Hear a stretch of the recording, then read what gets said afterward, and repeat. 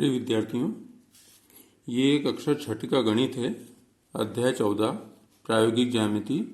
इसकी प्रश्नावली है 14.6 और इसका पहला सवाल है 75 अंश माप वाले कोण POQ की रचना कीजिए और इसकी सममिति अक्ष खींचिए।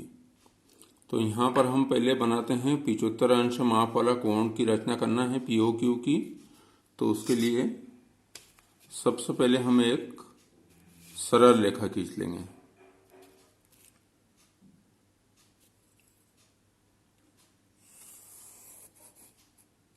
ये सरल रेखा खींच ली।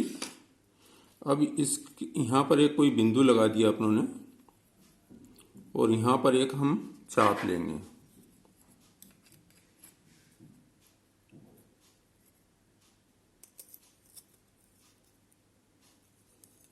ये हमने एक चाप लिया।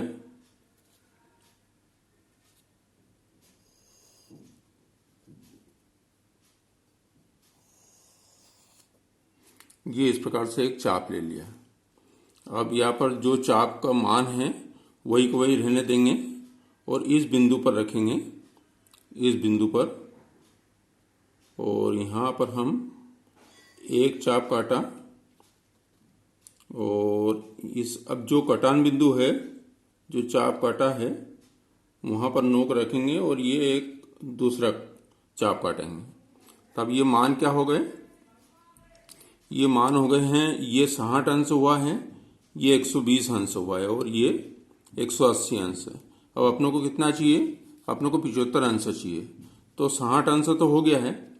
अब 60 और 120, देखो ये है 60 अंश हो गया है।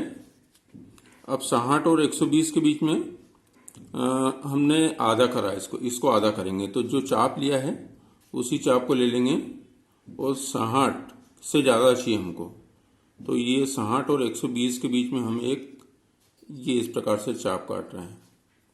तो ये क्या करेगा? अगले 60 को, मतलब 60 से 120 को दो भागों में बांटेगा। तो ये हो गया 60। अब ये इनको दो भागों में बांटा, तो ये 60 है। तो 60 के आगे कितने हो गए? 30। तो 30 और ये 60, 90 हो गए। तो हम पहले इसको खींच लेते हैं। ये कोण 90 हो जाएगा। हमको चाहिए कितना? 75 अंश। तो हम क्या करेंगे? इन दोनों का आधा लेंगे। देखो ये हमने इसको पहले 90 खींच लेते हैं। ये 90 और इसको भी कर लेते हैं 60 पे, बराबर लेते हुए। अब देखो ये इतना कोण जो है वो 60 अंश हो गया है और ये पूरा इतना हो गया 90। तो अब 60 और 90, ये 60 अंश है और ये 90 अंश है। अब ये 60 और 90 के बीच में इसका अर्धक लेंगे। तो देखो कितना होता है। यही माप को आगे बढ़ा दें। ये है और एक चाप यहां से ले लिया।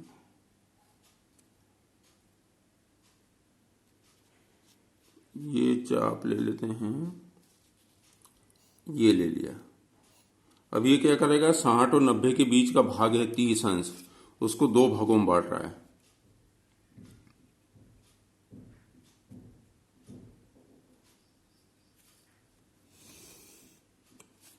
तो ये अपना हो गया। देखो ये 60 अंश था, ये 120 अंश था।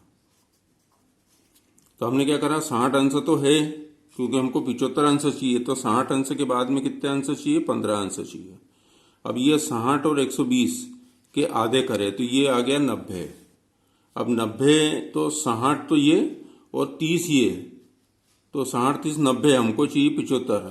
तो 90 और 60 के बीच में जो 30 अंश है उसको दो भागों में बांटा, तो ये हो गया 15 अंश और ये हो गया 15 अंश। तब कितना हो गया? 60 अंश, ये हो गया इतना 60 अंश और ये हो गया 15 अंश। तो हमारे पास अब आ गया 60 और 15 75। तो इसको हम एक बार फिर से गाढ़ा कर देते हैं।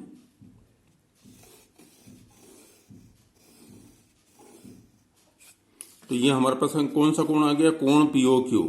इसको नाम दे दिया हमने पी नाम दे दिया, इसको दे दिया ओ, और इसको दे दिया इधर क्यू दे दिया। तो ये हमारे पास पी ओ क्यू में ये 60 अंश है और ये 15 अंश है, तो टोटल कितने हो गए 75 अंश। अब इन दो कोणों को बीच में हमको क्या करना है, इसकी सममिति अक्ष खींचना है। सममिति अक्ष खींचना है मतलब इसका क्या करना है, अपने को अर्धक लेना है। तो यहाँ पर जो चाप लिया है, अब देखो चाप लिया है, ये चाप की माप है, तो एक तो हम यहाँ पर रख के देखो यही चाप है कि नहीं, हाँ यही, एक तो माप यहाँ पे रख के चाप ले लेंगे, ये चाप ले लिया। इस ये जो कोण है, कोण पीओक्यू की एक भुजा पर ये चाप लिया यहाँ से इस, अब दूसरी भुजा ये है, तो दूसरी भुजा ये है, तो इसका बिंदु ये है, तो यहां से हमने एक चाप काटा। तो ये हमने क्या करा, 60 और 15 75 अंश जो है, ये इसको लिखा मैंने 75 अंश। 75 अंश की रचना कर दिया। अब इसे सममिति अक्ष खींच रहे हैं, तो ये 75 अंश जो है, मैं थोड़ा और इसको डार्क कर देता हूं।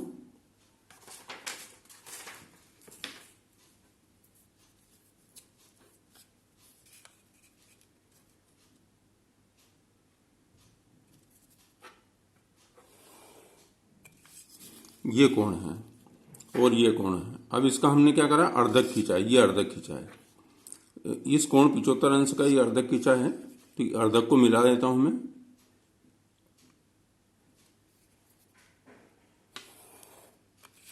ये अर्धक मिल गया है, तो कोण POQ जो 75 अंश है, उसको हमने ये क्या है, अर्धक ले लिया। तो ये क्या हो जाएगी, सममिति अक्ष।